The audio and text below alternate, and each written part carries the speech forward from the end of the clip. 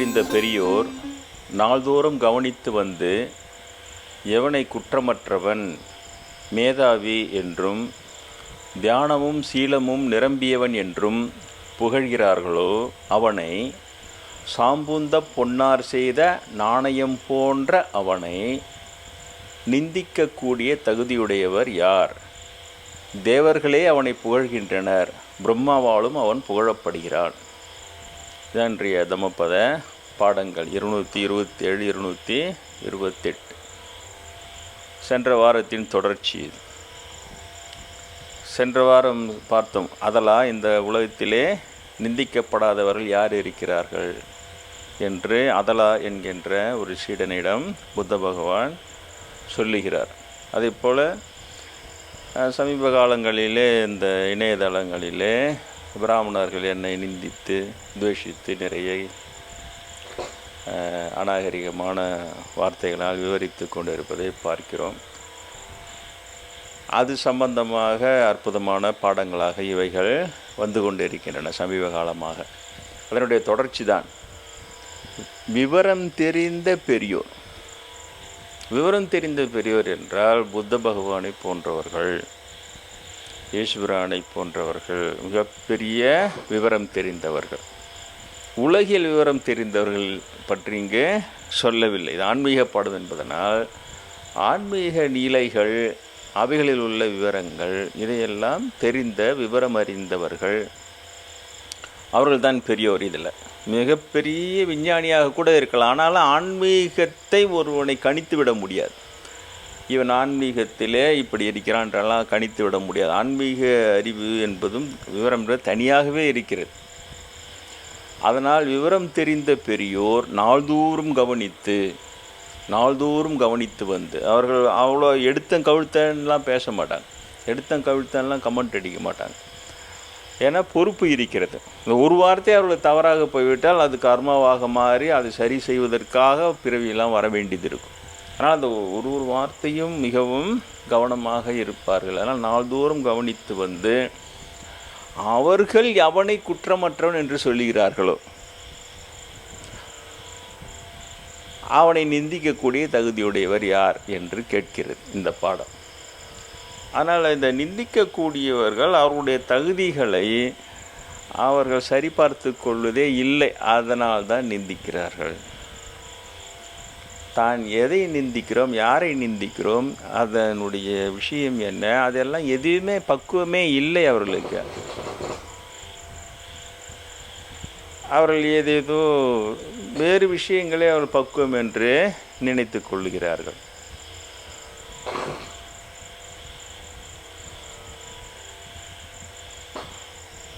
அதனால் அதில் அறியாமையில் உள்ளவர்கள் தான் எண்ணிக்கையில் அதிகமாக இருப்பார். பொதுவாகவே உலக மக்களிலே ஆன்மீக அறிவு பெற்றவர்கள் கிருஷ்ணரே சொல்லுகிறார், கோடானு கோடி பேரில் எவரோ ஒருவன் என்னை அறிய முயலுகிறான், அவர்களும் எவனோ ஒருவன் தான் உள்ளபடி அறிகிறான்னு சொல்கிறார். அந்த அளவுக்கு இது அரிதான விஷயம். இவர்கள் கணிப்பதை போல எல்லாம் இல்லை. இந்த இவங்களுடைய கமெண்ட்லாம் பார்த்தா ஒரு பக்கம் உங்களுக்கு சிரிப்பு வர, என்ன கமெண்ட் அடி உங்களுக்கு வருத்தம் தான் வரும், ஆனால் எனக்கு சிரிப்பு வரும். அவங்க ஆன்மீக தகுதியாக எதை சொல்கிறாங்கன்னா மூஞ்சி கருங்குரங்கு மாதிரி இருக்குது. இதெல்லாம் சொல்கிறேன் தகுதியின்மைக்கு இதையெல்லாம் சொல்லுகிறார். கருப்பாக இருக்கிற கருங்குரங்கு மாதிரி இருக்குது, இப்படிலாம் கமெண்ட்ஸ் எல்லாம் வருகிறது. வேடிக்கையாக இருக்குது. அது எதுவுமே இல்லை, அவர் தகுதியே இல்லை. கோயில் பூஜை செய்கிறவர்களாக கூட இருக்கலாம், ஆனால் இறைவனை அறிந்தவர்களாக அவர்கள் இருக்க முடியாது இல்லையா? கோயில் பூஜை செய்கிற எல்லாரும் பெரிய பெரிய நிலை அடைஞ்சிருந்தா ஏன் 63 நாயன்மார்கள் மட்டும் இருக்கிறார்கள்? ஏன் 12 ஆழ்வார்கள் மட்டும் இருக்கிறாங்க இல்லையா? வழியாக ஆயிரக்கணக்கானவர்கள் இருக்க வேண்டும் அல்லவா?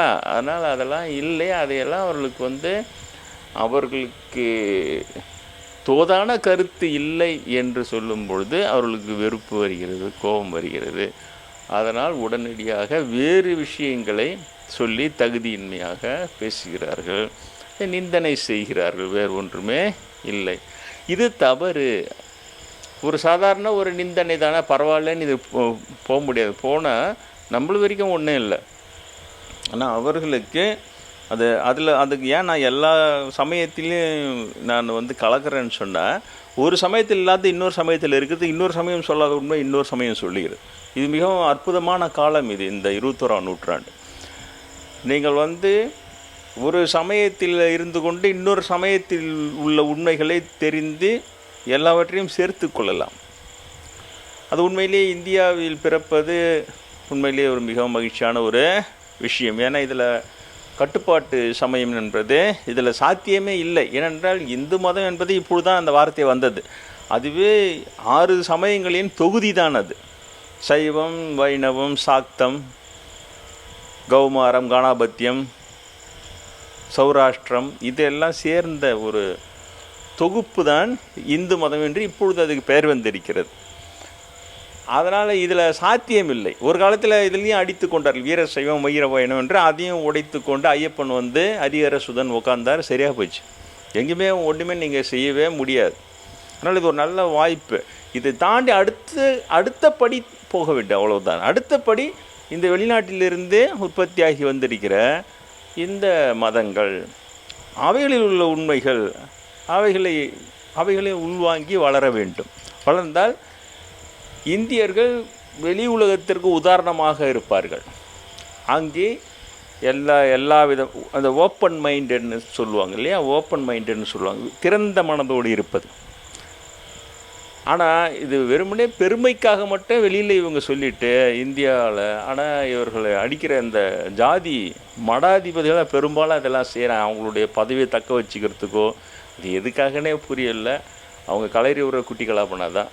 அடுத்தது அவங்க ஜாதிக்கு அந்த அர்ச்சகர் கருவறை பூஜை தகுதி இதெல்லாம் போயிட போகுது, வருமானம் போயிட போகுதுன்னு இருக்கலாம், ஏதோ காரணம் இருக்கலாம். அதுக்காக பெரிய உண்மைகளை போட்டால் சாகடிக்கிறது.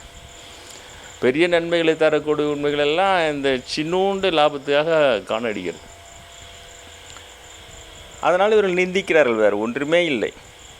அதனால தான் இப்போ பாருங்கள், அந்த கிறிஸ்டியானிட்டியில் அந்த உண்மை சொல்லுது. என்னென்னா ஸ்பிரிச்சுவல் மர்டர்ன்ற ஒரு வார்த்தை கிறிஸ்டியானிட்டியில், கிறிஸ்துவ மதத்திலே ஆழமாக அதிலே உண்மையாக செல்லுகிறவர்களுக்கு அந்த வார்த்தை பரிச்சயமாக இருக்கும்.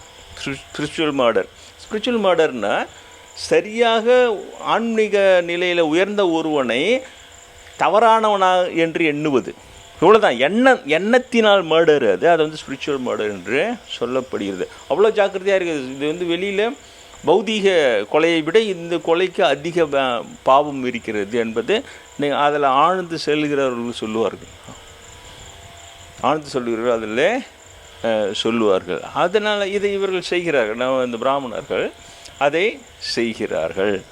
அதனால் அவர்களுக்காக பரிதாபப்படலாம், அவ்வளோதான். நம்ம அதுக்கு மேலே ஒன்றும் செய்ய முடியாது. ஏன்னா அவங்களெல்லாம் ப்ரீ ஆக்குபைடு தாட்ஸ்ன்னு சொல்லுவாங்க.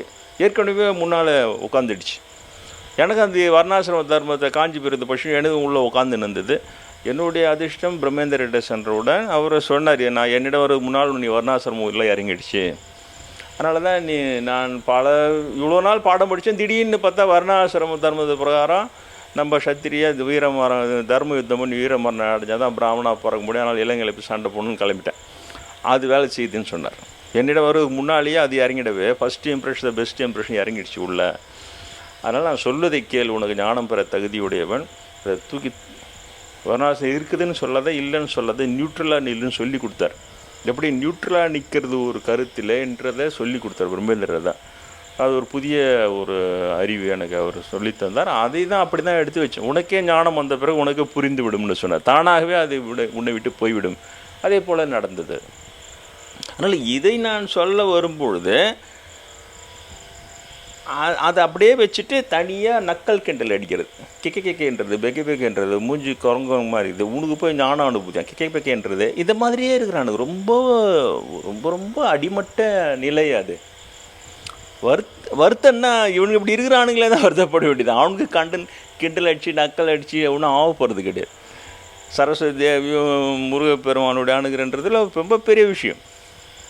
புத்தருடைய உபதேசம் அன்பு காட்டி வெல்வாய், கருணை காட்டி வெல்வாய், இரக்கம் காட்டி வெல்வாய். இப்பொழுது சமீபத்தில் நேரடியாக புத்தரை சந்தித்து நான் பெற்ற உபதேசம் இது அரிதான விஷயம். அதனால் இவங்க இப்போ கூட ஒரு சின்னதாக பூச்சி கடிச்சதுன்னு தள்ளி விட்டோம், அவ்வளோதான். அதுக்கு அந்த பூச்சிக்கடி அளவுக்கு தான் அது வலி இருக்கா, தள்ளி விட்டுடுவோம், அவ்வளோதான். அதே போல் அதில் தள்ளி விட்டுட்டு இந்த விமர்சனங்களை தள்ளி விட்டுட்டு போய்கொண்டே இருக்கலாம். ஆனாலும் அதற்கு எழுந்து நின்று எப்படி பைபிளில் எனக்கு சமீப காலமாக அந்த பாடங்கள் எனக்கு தூக்கி நிறுத்தி கொண்டு இருக்கின்றன. அவர்கள் எப்படிப்பட்டவர்கள் என்று விளக்கி கொண்டு இருக்கிறது பைபிள். தமபதத்திற்கு வந்தால் புத்தருடைய பாடம், அதெல்லாம் இந்த உலகத்தில் நிந்திக்கப்படாதவர்கள் யாருமே இல்லை. இந்த உலகத்தில் முற்றிலும் புகழப்பட்டவனும் இல்லை, முற்றிலும் நிந்திக்கப்பட்டவனும் யாரும் இல்லை, புகழப்படாதவனும் இல்லை, நிந்திக்கப்படாதவனும் இல்லை. ஆனால் ஏன் கவலைப்படுகிறான்னு சொல்லிட்டு தூக்கின்னு போகுது. அதனுடைய தொடர்ச்சி தான் இது. அதனால் இதை சொல்கிறார். அப்படியானால் குருநாதர் அப்படி தான் என்னை வளர்த்தார். அந்த ஞானானுபவம் வருவதற்கு முன்னால் அந்த பிராமணர்கள் அடிக்கிற சில கமெண்ட்ஸ் இருக்கும். குருநாதர் சொல்கிறத ஸ்ட்ரிக்டாக ஃபாலோ பண்ணணும்னா அது உலகியல் மக்களுக்கு அது ஒத்துக்காது. அவர் சிலதெல்லாம் சொல்லுவார், கேள்வி கேட்காமல் நீ நான் சொல்லதை மாத்திரம் செய். ப்ராஃபிட்டிக் ரிலீஜியன்ட்டு சொன்னார். ப்ராஃபிட்டிங் ரிலீஜியன் வேறு, ப்ராஃபட்டிக் ரிலீஜியன் வேறு. ப்ராஃபட்டிக் ரிலீஜியன் தீர்க்க தரிசன ரிலீஜியன், தத்துவார்த்த ப்ரொஃபஸி சொல்கிறாங்க இல்லையா, அந்த தீர்க்க தரிசன ரிலீஜியன் அது இல்லை. இது ப்ராஃபிட். என்னிடம் நீ வருகிறாய் சீடன், நீ எதை தேடுகிறாய்? கடவுளை தேடுகிறாய். அப்போ உன்னுடைய ப்ராஃபிட் எது? கடவுள். நான் கடவுளை தெரிந்த குரு, நீ கடவுளை தேடுகின்ற சீடன். உனக்கும் உனக்கும் நடுவில் சப்ஜெக்ட் கடவுள். இந்த மூன்றை தாண்டி நீ நாலாவதாக போகக்கூடாதுன்னு சொல்லிட்டார். என்ன நாலாவது இப்படி திரும்பி என் பக்கத்தில் இருக்கிறவன் சரியில்லை, அந்த பக்கத்தில் இருக்கிறவன் சரியில்லை நீ சொல்லக்கூடாதுன்ட்டார். அதுவே கடைசியில் ரொம்ப சிரமமாகி விட்டது. அவர் பிராமண நண்பர்கள் கொடுமைப்படுத்தும் போது அவரை காப்பாற்ற முடியாமல் போயிடுச்சு. ஏன்னா என்னை இப்படி வளர்த்துட்டார்.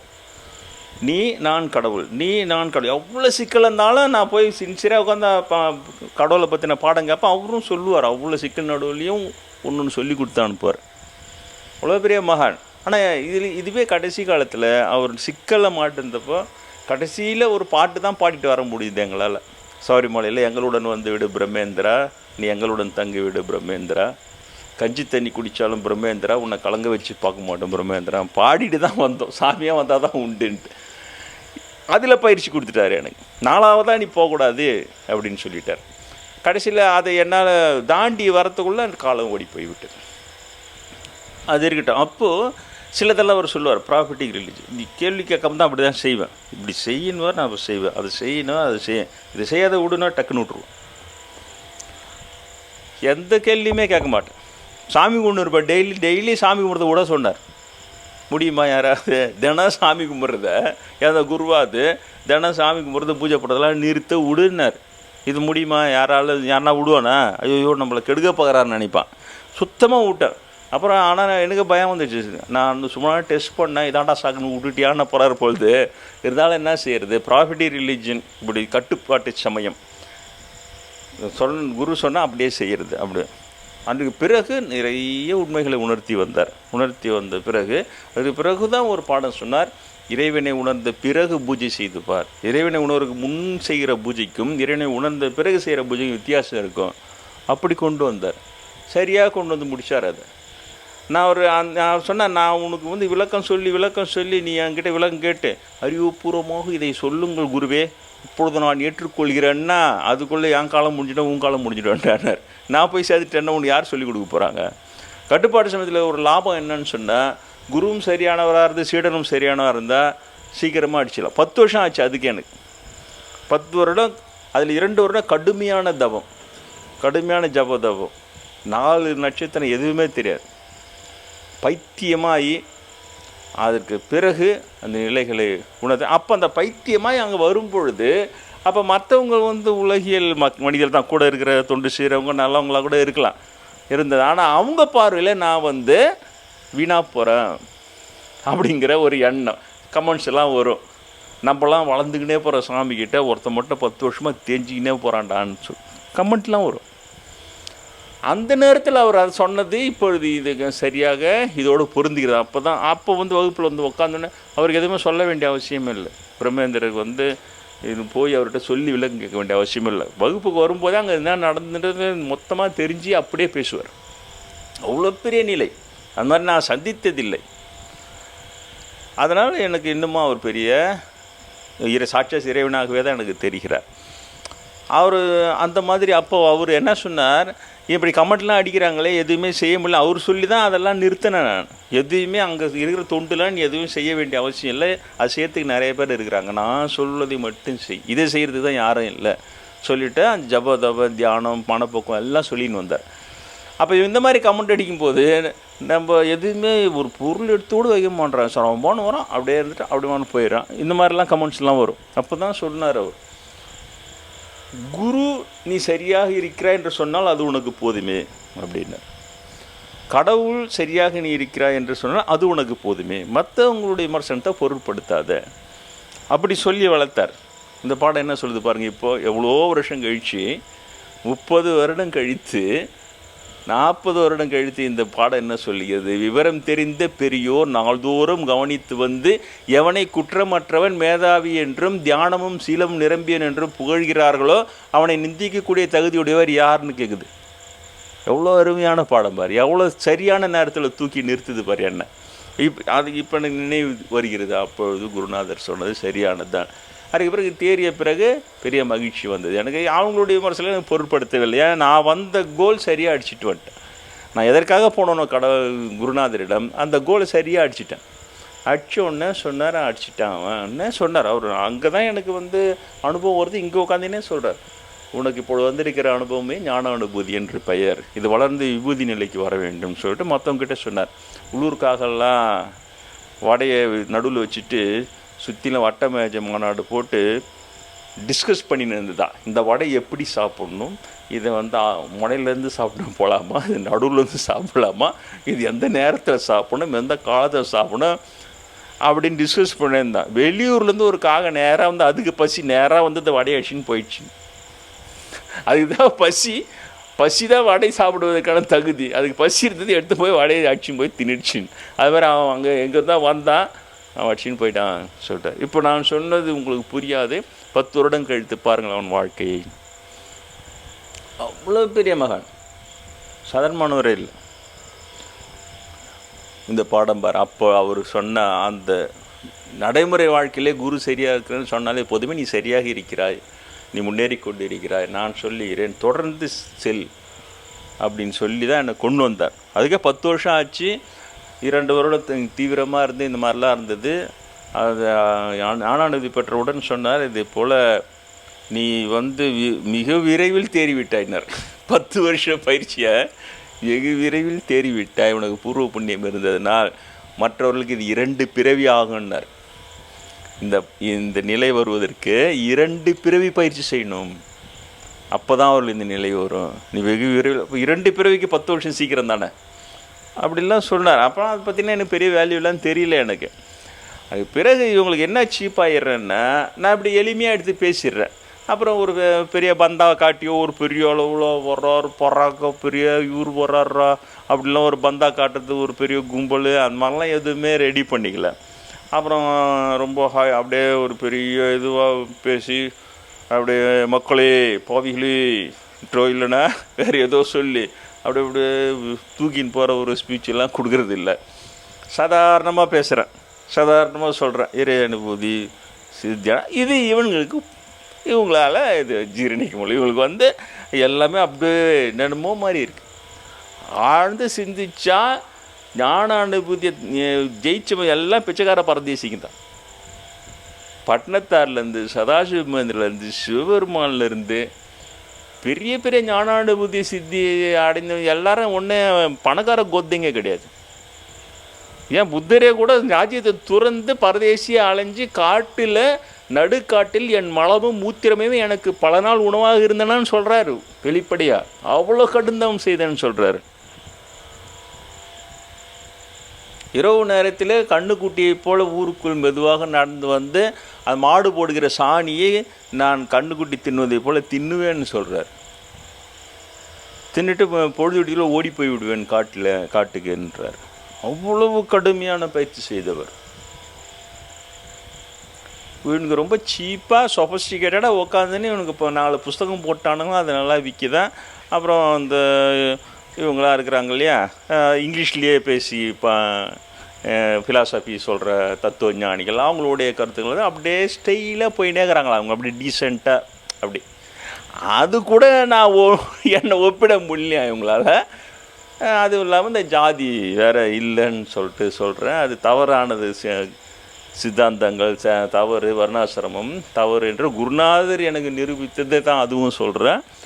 அதனால் இவங்களுக்கு வேறு கோபம் பார்த்திங்கன்னா அவனை இவனை ரொம்ப மோசமான வார்த்தையிலெல்லாம் திட்டி பதிவு போகிறாங்க.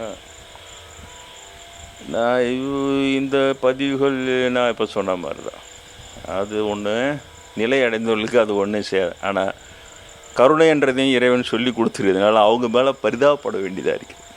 அவங்க மேலே பரிதாபப்பட்டு மக்களுக்கு உண்மையை உணர்த்தாமல் நிறுத்திக்கவும் முடியாது. ஏன் எண்ணிக்கை இவர்கள் அதிகம், நம்முடைய வந்த நோக்கமே உண்மையை சொல்லுவது என்பதனால் இப்படி வந்து விட்டது. அது ஒரு பந்தா கிரியேட் பண்ணி ஒரு பெரிய ஒரு இது நிறுவி அந்த மாதிரிலாம் அது இல்லை. எனக்கு இன்னும் இன்றைய வரைக்கும் நம்பிக்கை இல்லை அதிலெல்லாம். எனக்கு அந்த இதை நம்பிக்கைலாம் இல்லை. அது ஏதோ போகும் கொஞ்ச நாள். அந்த கருத்துக்களை பரப்புறதுக்காக ஒரு ஆசிரம் அமையும், எல்லோரும் ஓடுவாங்க, பிரிண்ட்டு போட்டு விற்பாங்க, போவாங்க, அன்னதானம் பண்ணுவாங்க, செம கலாட்டாக இருக்கும். அது சமாதான பிறகு செய்வான் அது தானாகவே. அது ஒன்றும் பெரிய விஷயமே இல்லை.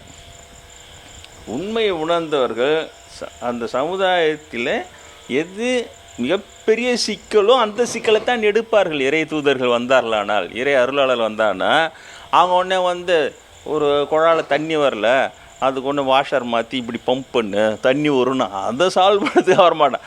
அவன் வந்தால் அவனுக்கு தெரிஞ்சுன்னா அதையும் சால்வ் பண்ணுவானே தவிர அது அவனுடைய முதன்மையான நோக்கமாக இருக்காது. வந்தால் எது ரொம்பவும் அடிப்படை சிக்கலோ அந்த சிக்கலை தான் உடைப்பான். அந்த உடைக்கும் பொழுது தான் அந்த சிக்கலை யார் ஏற்படுத்தி தக்க வைத்து கொண்டிருக்கிறோ அவங்களுக்கெல்லாம் கோவம் வரும், பயங்கர கோவம். ஏன் அவனது அந்த ஈவில், அவனுடைய ஈவில் உடைக்கிறான் இவன். அதை ஹோலின்ற பேரில் மெயின்டைன் பண்ணின்னு இருப்பான். அதான் விஷயம். அதை புனிதன்ற பேரில் மெயின்டைன் பண்ணின்னு இருப்பான் அவன். அதை வந்து அச்சு வச்சோடனே அவன் பயங்கர கோவம் வராது. குருநாதர் சொன்னார், மறைவான உண்மைகளே கோபத்தை தரும்னு சொன்னார். மறைவான உண்மைகள் எது அச்சொன்னு கோவம் வருது பாரு, யாரையா இருக்கலாம் வந்து கண்ணாமுன்னான்னு திட்டுறான் பாரு. அப்போ அந்த திட்டும்போது இப்போ நான் தனியாக இருக்கிறேன். இப்போ நம்ம அன்பர்களை விட்டால் நான் அதை விட டபுளாக பதிலுக்கு திட்டுவான் நம்பாள், இல்லைன்னு சொல்லலை. ஆனால் அந்த இடத்துல ஒரு குழாடி சண்டை தான் உருவாகும். ஸ்குவாப்லிங்னு சொல்லுவாங்க இல்லையா, குழாய் நீ திட்டினியா பார் நான் திட்டுறேன், நான் திட்டுறேன் பார் நீ திட்டுறேன், ஒரே திட்டு சாண்டியாக போயிடுமே தவிர அந்த கருத்து காணாமல் போயிடும். அவங்களுடைய இன்னொரு உள்நோக்கமும் அதுதான். அந்த கருத்தை திசை திருப்பறதுக்கு திட்டுவான். திட்டினோன்னா ஆள் ஒரு 2 பேரும் திட்டினோன்னா, நான் உங்கள் ஆளுங்கன்னா இப்படி திட்டுறாங்க, இதான் நீ வளர்த்து வச்சுக்கிறியான்றாங்க. அங்கே ஆளுங்களே இல்லை, யாரோ திட்டுறது கூட அந்த மாதிரி சொல்கிறான். அதையே நான் கவனிக்க வேண்டியதாக இருக்குது. அதனால் இதெல்லாம் இருக்கும் தனியாக தான் நான் அதை எதிர்கொள்ள வேண்டியது இருக்கிறது. அப்பொழுது தான் இந்த பாடங்கள் அற்புதமாக எழுந்து வந்து உயிருள்ள பாடங்களாக பேசுகின்றன. இவை தான் சத்தியமான வார்த்தைகள். எப்படி பைபிளின் வார்த்தைகள் சத்தியமான வார்த்தைகளோ அதே போல் தம்மபத வார்த்தைகளும் சத்தியமான வார்த்தைகள். இது உள்ள கலப்படம் இருக்கலாம் இல்லையா? ஏன் இதுவும் நம்ம போன ஒரு சமயவாதிங்க மண்டையில் நோஞ்சி வரும்பொழுது எங்காவது கலப்படம் இருக்கத்தான் செய்யும். பைபிள்லையும் இருக்க தான் செய்யும். பகவத்கீதையில் இவங்களுடைய சூழ்ச்சி பெரிய வர்ணாசன தர்மம் கிருஷ்ணன் சொன்னார், நான் மாதிரி சொருவிட்டான். அதுக்கண்டி கிருஷ்ணன் சொன்னால் தான் என் பிரம்மேந்திரியா மறுக்க போகிறார். அதை அவர் பெரிய பக்தர் பிரம்மேந்திரர், அவர் ஏன் மறுக்க போகிறார்? வர்ணமும் இல்லை, ஆசிரமம் இல்லை, தர்மம் இல்லை, ஒன்றும் இல்லை, கிருஷ்ணர் வார்த்தையாக மறுக்க போகிறார். அதனால இடைச்சர்கள் அது அவ்வளோதான். சாஸ்திரத்தில் பல இடைச்சர்கள் புகையிலை சமாச்சாரம்னு சொன்னார். இது எல்லா இடத்துலையும் இருக்கும். ஆனாலும் அதில் உண்மைகள் இருக்கும். அந்த உண்மைகளை எடுத்து சொல்லணும். அதில் கலந்து விட்ட பொய்களிலிருந்து மக்களை விடுவிக்க வேண்டும். அதுதான் சரியான பணியாக இருக்கும். அப்படி இல்லைன்னு சொன்னால் காம்ப்ரமைஸ் பண்ணிக்கின்னு இவங்க எல்லாருக்கூடையும் கை குளிக்கின்னு அப்படியே ஆஹா ஓஹோ பேஷ்னு சொல்லி பெரிய அளவில் வாழ்ந்து போயினே இருக்கலாம். என்ன பிரயோஜனம்? அதனால் புத்தருடைய இந்த பாடம் அற்புதமான ஒரு பாடம். சாம்பூந்த பொன்னார் செய்த நாணயம் போன்ற அவனை அவ்வளோ தூரம் உயர்வாக சொல்கிறார். ஏன் பெரியவர்களாக கவனிக்கப்பட்டால் அவங்க சும்மா கவனிக்க மாட்டாங்க. சிறு சிறு குறைகளை எடுத்து போட்டுட்டு அந்த சாம்பூந்த பொன்னை போல் அவர்கள் உருவாக்குகிறார். நாணயம் என்பதை நான் உருவாக்குவது. அந்த போன்ற இருக்கக்கூடிய அவனே நிந்திக்கக்கூடிய தகுதியுடையவர் யாருக்கடா தகுதி இருக்குதுன்னு கேட்குறார். யாருக்குமே தகுதி இல்லை. தகுதி இல்லாதவர்கள் தான் நிந்திக்கிறார்களே தவிர தகுதியுடையவர்கள் நிந்திப்பது இல்லை. தேவர்களே அவனை புகழ்கின்றனர், பிரம்மாவாலும் அவன் புகழப்படுகிறான். அந்த அளவிற்கு உருவாக்கப்பட்ட ஒருவன் சாம்பூந்த பொன்னை போன்ற நாணயம் போன்ற அவனை தேவர்களை புகழ்கின்றனர், பிரம்மாவாலும் அவன் புகழப்படுகிறான். இதை பற்றி நான் அதிகம் சொல்ல விரும்பலை. ஏன்னா ஒரு ஒரு இடத்துலையும் மிக உயர்வாக இருக்கிறது. அந்த உயர்வை சொல்லும்போது இவனுங்க அதை சீப்பாக்குறானுங்க, சீப் கமெண்ட்ஸ் கொடுத்து அது அதுதான் நம்மளுக்கு கொஞ்சம் இதுவாக இருக்குது. ஏன்னா மிக உயர்ந்த உண்மைகள், மிக உயர்ந்த அனுபவங்கள் அதை கொச்சப்படுத்துகிறானுங்க. அவனும் வெறுமனே ஜாதி வெறியினால் அதை கொச்சப்படுத்துகிறாங்க. அதனால் நிறைய நான் சொல்லவில்லை. ஆனால் நிறைய கோவில்களிலே நான் சொல்லியிருக்கிறேன் அல்லவா, ஒரே முறை தான் சென்றேன், திருமுட்டம் என்கின்ற ஸ்ரீமுஷ்ணம். வராக சுவாமி பற்றி எனக்கு அதிகமாகவும் தெரியாது. அடிமுடி தேடும் பொழுது திருமால் வராக அவதாரம் எடுத்து அடி தேடினார். உண்மையை ஒப்புக்கொண்டதனால் இறைவன் சிவபெருமான் அவருக்கு அடிமுடி காட்டினார் என்று இருக்கிறது. அது இல்லாமல் பூர்வ காலத்தில் வராக அவதாரம் எடுத்து அந்த பூமியை அவர் கடலில் அழிந்து கிடந்த பூமியை மேலே கொண்டு வந்தார் என்றெல்லாம் இருக்கிறது. அவ்வளவுதான் இருக்கும். ஆனால் அது இன்ன வரைக்கும் எனக்கு புரியவில்லை. நான் அந்த சிறு வயதில் 20 வயதில் 23 வயதில் குருநாதரை முதலாக சந்தித்த பொழுது குருநாதர் என்னை பார்த்து என்ன வார்த்தை சொன்னாரோ, நீ இங்கு தான் இருக்கிறாயா, உன்னை எங்கெல்லாம் தேடிக்கொண்டிருந்தேன்னாரு. நம்ம தான் சொல்கிறாரா வேறு யாருன்னா சொல்கிறாரான்னு நினச்ச உடனே, சிதம்பரத்தில் ஒரு சிறுவன் பொறியியல் படித்து கொண்டிருக்கிறான் என்று வைத்துக் கொள்ளுங்களேன்னார். நான் சிதம்பரத்தில் பிஇ படிச்சுன்னு இருக்கேன். அப்போ என்னடா நம்மளை தான் சொல்கிறாரு போது. அது பிறகு தான் உங்களுக்கு தெரியும் விளைய அனுபூதி வரை எப்படி வந்தது என்று.